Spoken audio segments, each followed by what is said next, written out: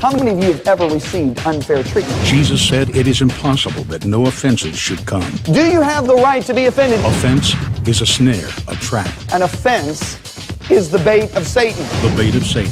John Bevere's best-selling book has changed lives all over the world. God's word, his promise, will always come to pass as long as you don't get offended. And now, John Bevere Ministries presents The Bait of Satan Curriculum, a 12-part series designed to free you from the snare of offense. What you do with the offense will determine your future.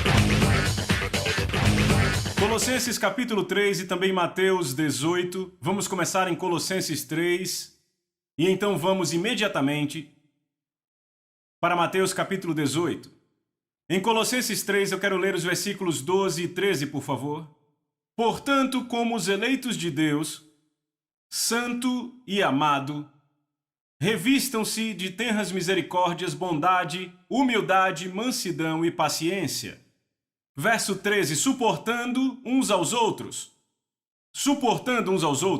e perdoando uns aos outros. Se qualquer um tem uma queixa contra o outro, assim como Cristo os perdoou, vocês também devem fazer. Podem fazer ou devem fazer? Devem fazer. Não é uma sugestão. É uma ordem perdoarmos uns aos outros. Pelo resto dessas lições, eu quero focar no assunto do perdão e como ele é importante. Então, quantos aqui já ouviram alguém fazer a seguinte declaração sobre o perdão? Mas você não sabe o que eles fizeram comigo? Quantos já ouviram? Todo mundo já ouviu. Agora, quantos já disseram isso? Não levante a mão. Você não sabe o que eles disseram sobre mim. Você não sabe o que eles fizeram comigo. Sabe o que eu digo a uma pessoa que diz isso? Não, você não sabe o que você fez a Jesus. Uma pessoa que não consegue perdoar é uma pessoa que ou esqueceu ou nunca percebeu do que foi perdoada. Deixa eu mostrar isso a vocês. Vá para Mateus 18. Em Mateus 18 eu quero ler no versículo 21. Então Pedro veio a Jesus e disse: Senhor, quantas vezes meu irmão pecará contra mim e eu o perdoarei? Até 7 vezes? Ei, olhe para mim, por favor. Pedro acha que ele está sendo magnânimo aqui, ok? Estão comigo? Você tem que entender, esses caras, o que eles constantemente faziam? Falamos nessas lições. Eles constantemente discutiam sobre quem era o maior, certo? Estão comigo? Agora, Pedro já tinha 2 pontos à frente de todos, certo? Porque ele já tinha andado sobre a água e Jesus já tinha dito: Bendito és tu, Simão Barjonas, pois não foi carne ou sangue que te revelou. Então Pedro já estava pensando o mais alto que podia, certo? Ele já está pensando lá em cima, porque você tem que entender que esses caras viviam sob a lei e a lei dizia olho por olho e dente por dente, certo? Ou seja, você mata o meu cachorro e eu posso matar o seu cachorro pela lei. Você me dá um soco e eu te dou um soco. Estão comigo? Então Jesus está ensinando sobre esse assunto de perdão e Pedro chega e diz: tudo bem, eu agora vou bem longe, vou mais alto que eu puder.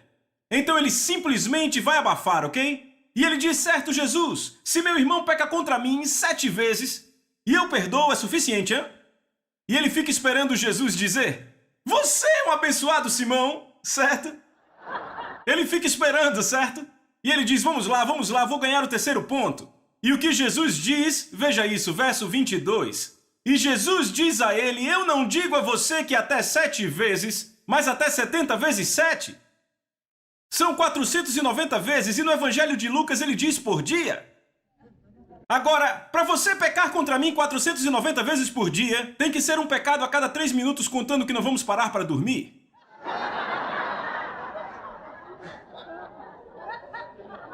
Eu não conheço ninguém que peque tão bem. Você conhece? Vamos, fale comigo. Então o que Jesus está dizendo? Ele está dizendo: ei Pedro, seu perdão deve ser incansável, como o perdão do seu Pai no céu é. Então ele diz: certo, deixa eu deixar isso bem claro, dando uma parábola para vocês, certo? Então veja o verso 23, ele disse: então, o reino dos céus é como um certo rei que queria acertar contas com seus servos. E quando ele começou a acertar contas, um foi trazido até ele que devia 10.000 talentos. Agora, olhem para mim. O que são 10.000 talentos? Agora, a primeira coisa que você tem que entender é que talento não é uma medida de dinheiro. É uma medida de peso. Entenderam? Um talento é aproximadamente 34 quilos. Certo? Agora, isso é uma dívida. Certo? Então podemos presumir com segurança que ou é ouro ou prata, correto? Então ouçam aqui. 10.000 talentos seriam 340.000 quilos de ouro. Entendem?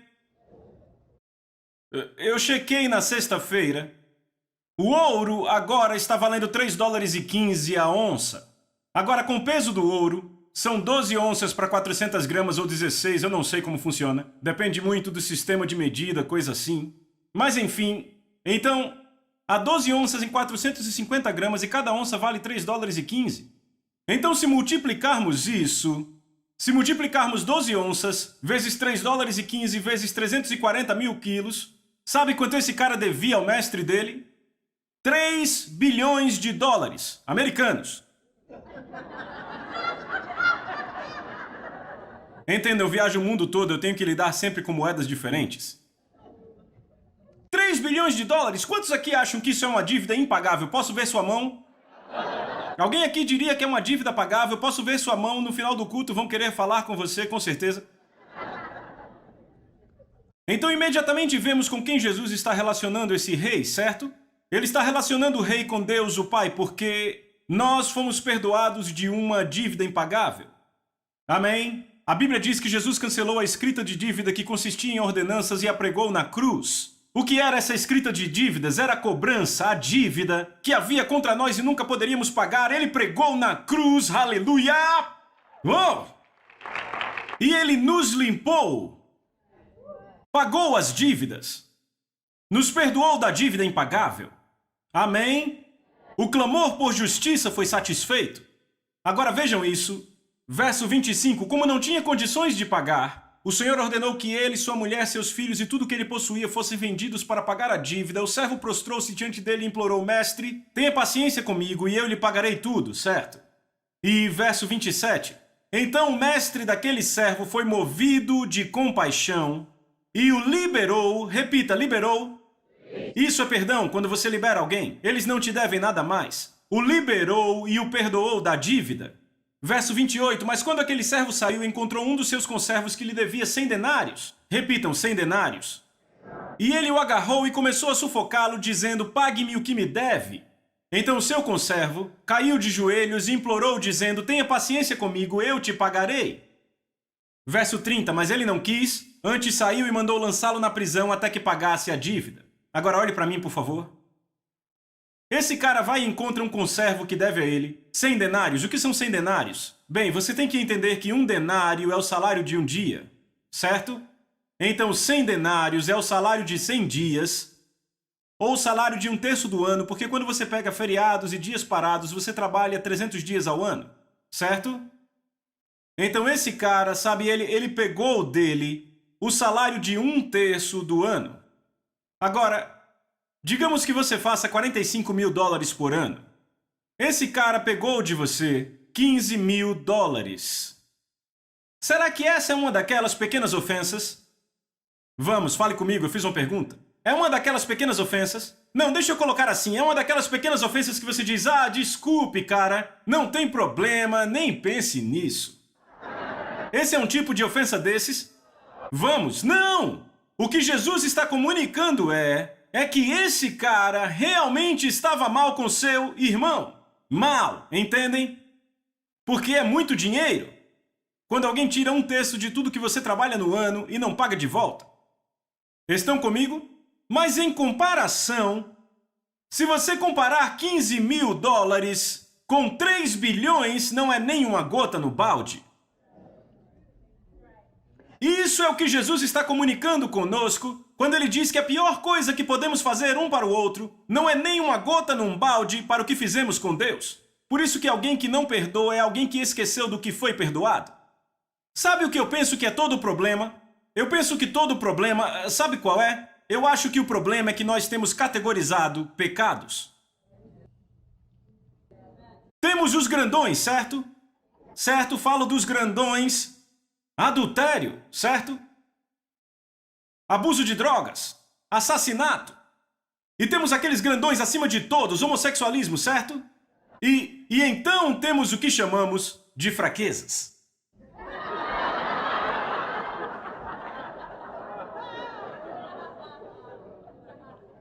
Contendas, fofoca, inveja, ira, falta de perdão, fraquezas. Mas sabe o que eu acho impressionante? Ouçam. Provérbios capítulo 6 diz: essas 6 coisas Deus odeia e a 7ª é uma abominação. Sabe, é impressionante. Homossexualismo não está na lista. Adultério não está na lista.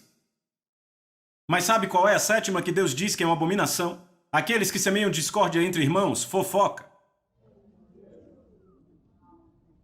Trate a fofoca como trata o homossexualismo e provavelmente vai ser liberto.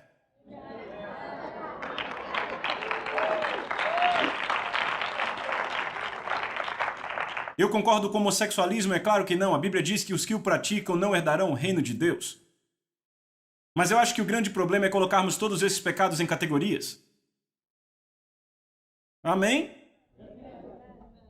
Isso impede que pessoas cheguem ao Senhor. Eu nunca esqueço do tempo em que eu estava numa igreja no Alabama e eu fiz um evento que foi de domingo até a quarta e na terça a igreja estava lotada. E esse cara vem até mim na terça-noite e diz: ore por mim, o culto tinha acabado. Eu impus as mãos e o poder de Deus caiu sobre aquele homem e ele despencou no chão. Eu saí do prédio e ele ainda estava no chão. Um mês depois eu recebi um telefonema e esse cara disse que gostaria de falar comigo.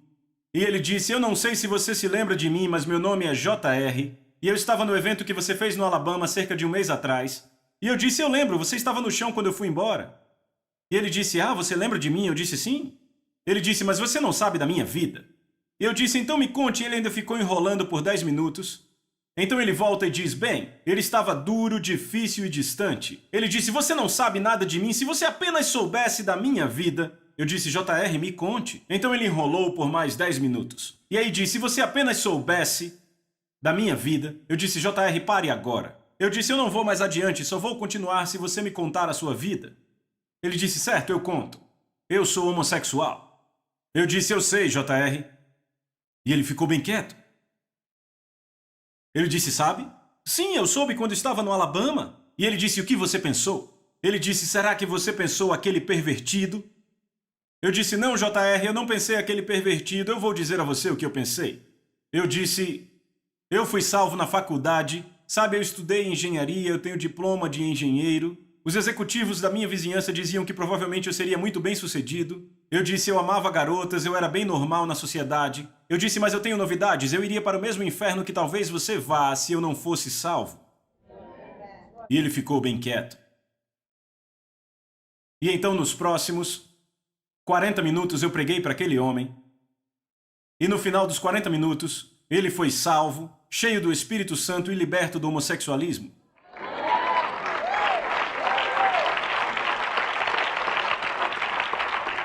Agora, sabe o que aconteceu? 5 meses depois, o pastor daquela igreja no Alabama veio para Orlando, onde eu morava na época, e jogamos golfe juntos. E o pastor, estávamos jogando golfe, e entre um buraco e outro ele disse: você lembra do cara chamado JR? E eu disse: sim, eu lembro. Eu disse: ele me ligou, falou comigo, há 5 meses atrás, ele foi salvo e liberto do homossexualismo. Ele disse: sério? Ele disse: John, ele disse: aquele cara está trazendo cada homossexual que há no Alabama para a nossa igreja e todos estão sendo salvos.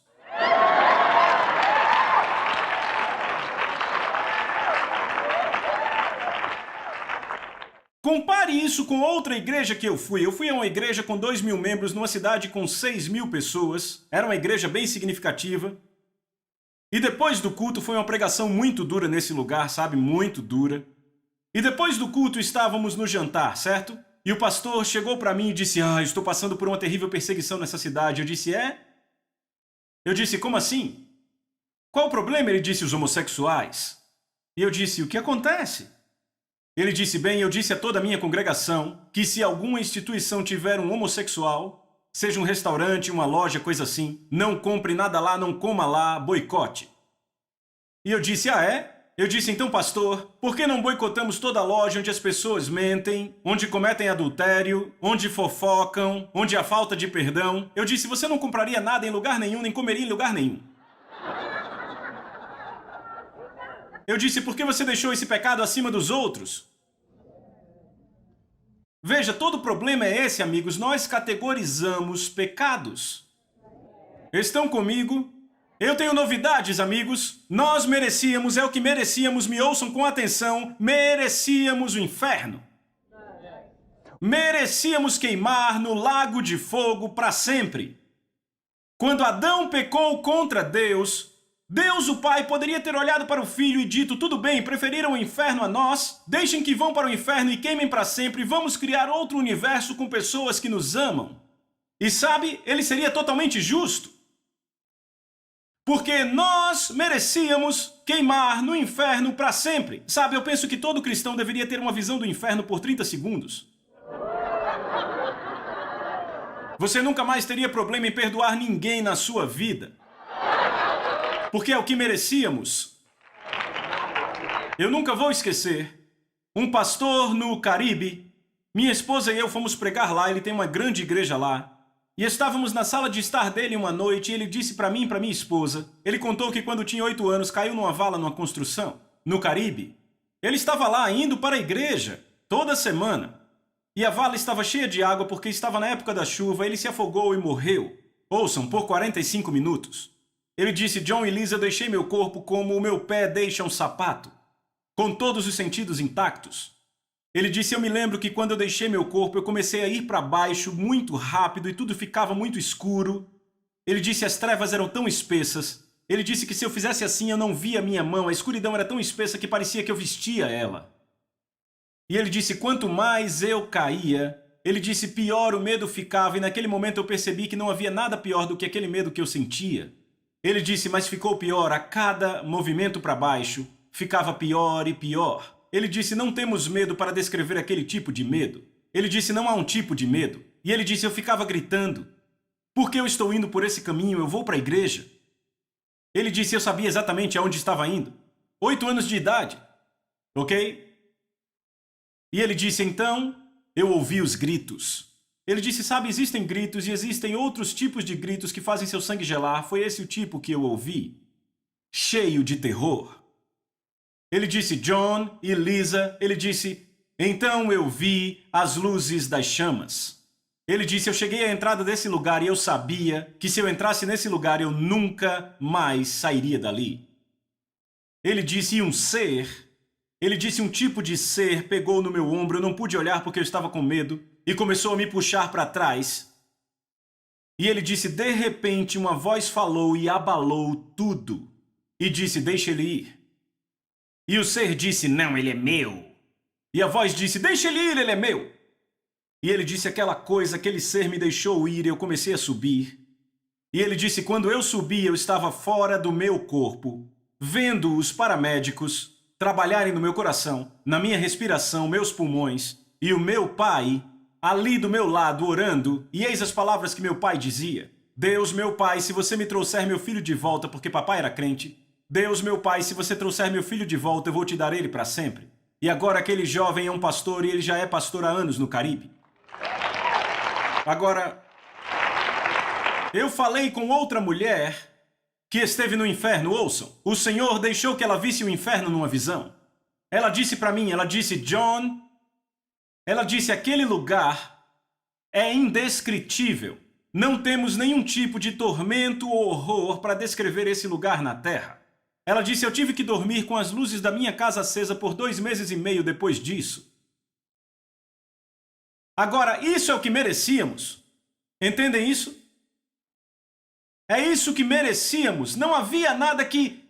ouçam, era isso que merecíamos. Não há nada que possamos fazer um para o outro que se compare a isso. Qual a pior coisa que você acha que uma pessoa pode fazer para outra pessoa? Eu pensei sobre isso e pessoalmente acho que a pior coisa, a pior ofensa que uma pessoa faria a outra, é molestar uma criança. Ok? Eu lembro que quando eu morava em Orlando, houve algo que um pai fez que horrorizou até os pecadores mais ativos. Ficaram irados com aquele cara, sabe, irados. Por uma semana em Orlando, ficou em choque com o que aconteceu.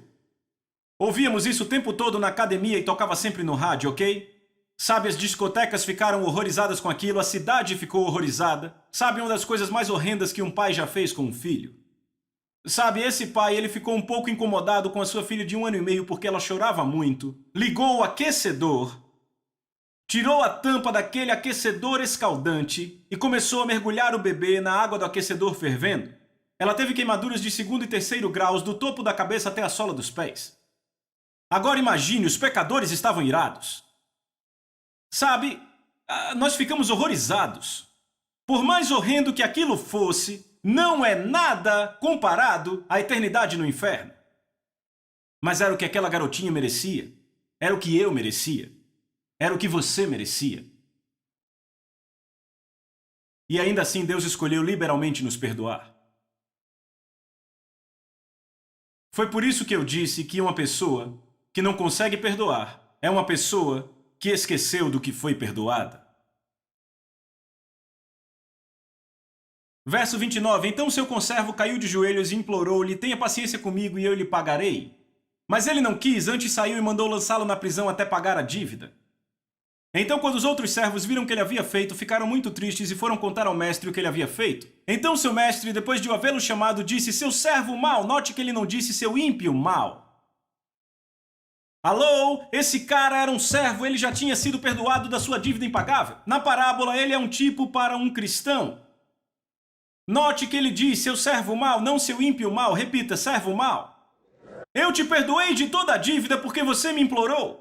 Verso 33, você não deveria também ter tido compaixão do seu conservo, assim como o que lemos em Efésios, que devemos perdoar assim como Deus por Cristo também nos perdoou, não é? Assim como eu tive pena de você, diga assim como.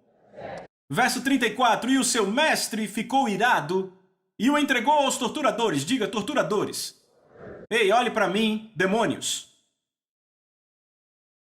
Eu vou compartilhar com vocês, nas próximas lições, meu testemunho pessoal sobre isso. Eu entrei num período de cerca de 2 anos em que eu não perdoava, ok? Eu vivia em tormento. Aqui estou eu no ministério e eu estou vivendo, ouçam, minha esposa e eu lutamos com coisas no espírito que você não acreditaria. Dia após dia, noite após noite, e sabe, depois que perdoamos, tudo se foi. Eu estou dizendo que, sabe, nós sabíamos que havia algo errado, podíamos perceber forças demoníacas vindo contra nós, e ficávamos amarrando o tempo todo coisas, mas depois que perdoamos, tudo se foi. E o seu mestre ficou irado e o entregou aos torturadores, diga torturadores. E veja isso, até que ele pagasse tudo o que devia.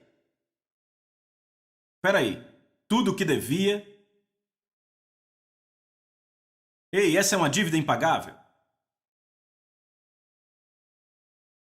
Agora, olhe para mim e atente às minhas palavras, porque eu vou escolhê-las com muito cuidado. O que Jesus está dizendo é que uma pessoa na igreja que se recusa a perdoar, eu não estou falando com alguém que luta nessa área, eu estou falando de alguém que diz, não, eu não vou perdoar. Entendem? Uma pessoa que se recusa a perdoar, isso vai lhe custar a salvação. Agora, quer saber por que alguns engasgam com isso? Quer saber? Porque categorizam pecados? Suponha que eu diga que é um cara aqui hoje matando pessoas. E os irmãos da igreja chegam nesse cara e dizem, irmão fulano, você não gostaria de parar de matar pessoas? Ele diz, não, eu gosto, vou continuar. Esse cara vai herdar o reino de Deus? A Bíblia diz, não vos enganeis, certo? Assassinos, adúlteros, etc. não herdarão o reino de Deus, ouçam. Eu posso mostrar a vocês 3 vezes mais passagens no Novo Testamento sobre como uma pessoa que se recusa a perdoar não herda o reino de Deus mais que um assassino. Quer ver algumas? Evangelho de Marcos. Evangelho de Marcos, capítulo 11. Vamos para o Evangelho de Marcos. Um dos nossos capítulos favoritos sobre ter a fé de Deus. Então ele vai ao verso 25 e ele diz, quando estiver orando, Se tiver alguma coisa contra qualquer um, perdoe-o. Veja isso, repitam, que o seu Pai, no céu, também possa perdoar seus pecados. Será que Deus é Pai para o pecador? Não! Ele é Deus para o pecador, Ele é Pai para o crente. E segundo, os pecadores ficam orando? Não! Ele está falando profeticamente aos filhos. Veem isso? Ele diz, perdoem para que o Pai perdoe, verso 26. Mas se vocês não perdoarem, repitam, se não perdoar, também o seu Pai que está nos céus não perdoará seus pecados. Está claro? Olhem isso, agora esse é o final do seu ministério terreno, o final dos 3 anos e meio. Agora vamos para o começo, Mateus 6.